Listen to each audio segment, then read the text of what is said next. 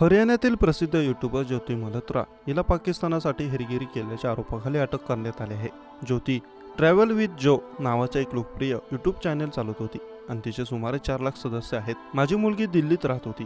ती महिन्याला 20-25 हजार रुपयांचं काम करायची, अशी माहिती ज्योती मल्होत्राचे वडील हरीश मल्होत्रा यांनी दिली. त्यांनी पुढे सांगितलं की ज्योती दिल्लीला जायची आणि 20-25 हजार रुपये पगार घ्यायची, पण कोविड आल्यावर ती हिसारला परतली. ज्योतीचे इंस्टाग्राम आणि यूट्यूब चॅनल तिच्या कथेची एक वेगळीच बाजू दाखवतात.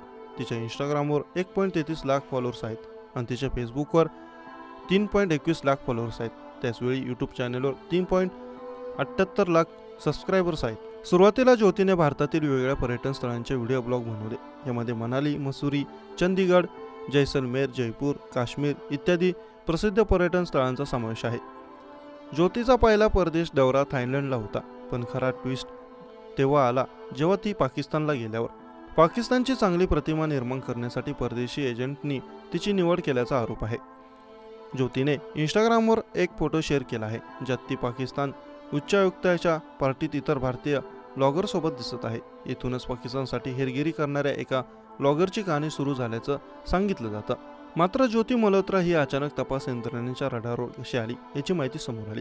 हरियाणामधून हेरगिरीच्या आरोपाखाली पकडलेली यूट्यूबर ज्योती मल्होत्रा गेल्या वर्षी 2024 मध्ये 2 महिन्यांच्या आत पाकिस्तान आणि नंतर चीनच्या भेटीवर गेली होती.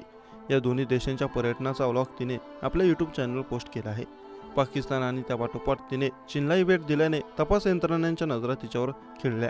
ज्योती ही 17 एप्रिल 2024 रोजी एका महिन्यासाठी पाकिस्तानच्या दौऱ्यावर गेली होती. ती पाकिस्तानमध्ये 15 मे पर्यंतच राहिली होती. पाकिस्तान नंतर ज्योती भारतात परतली आणि सुमारे 25 दिवसांनी 10 जून रोजी ती चीनला गेली. त्यानंतर 9 जुलै रोजी तिथे होती. यानंतर तिथून ती 10 जुलै रोजी नेपाळमधील काठमांडू येथे पोहोचली.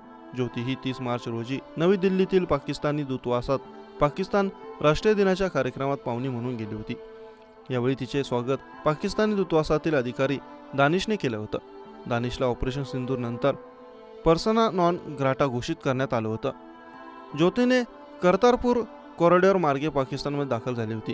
त्यामुळे तिने पाकिस्तानच्या पंजाब प्रांताच्या मुख्यमंत्री आणि माजी पंतप्रधान नवाज शरीफ यांच्या कन्या मरियम नवाज शरीफ यांची भेट घेतली आणि त्यांची मुलाखतही घेतली. ज्योतीच्या व्लॉगने तिच्यावर संशय वाढवला. तपास यंत्रणांना काही गोष्टीवर संशय आला आणि ज्योती रडारवर आली.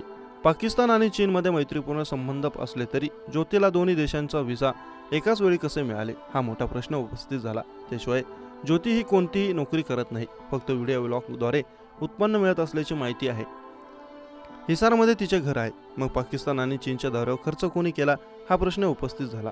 त्याशिवाय ती पाकिस्तानी दूतावासाच्या पार्टीत पाहुणी कशी बनली, दानिश सोबत तिचे इतके मैत्रीपूर्ण संबंध कसे काय आहेत आणि एका साध्या ट्रॅव्हलरला पाकिस्तानच्या पंजाबच्या मुख्यमंत्री मरियम शरीफ मुलाखत कशी देतात, तिला ही भेट कोणी घालून दिली आदी प्रश्न उपस्थित झाले. याशिवाय ज्योती ही चीन, पाकिस्तान, इंडोनेशिया आदी परदेशी ठिकाणी फिरली. या दौऱ्यात ती विमानातील फर्स्ट क्लासचा प्रवास, महागड्या हॉटेलमध्ये वास्तव्य करायची. हा खर्च देखील संशयाच्या भोवऱ्यात आहे.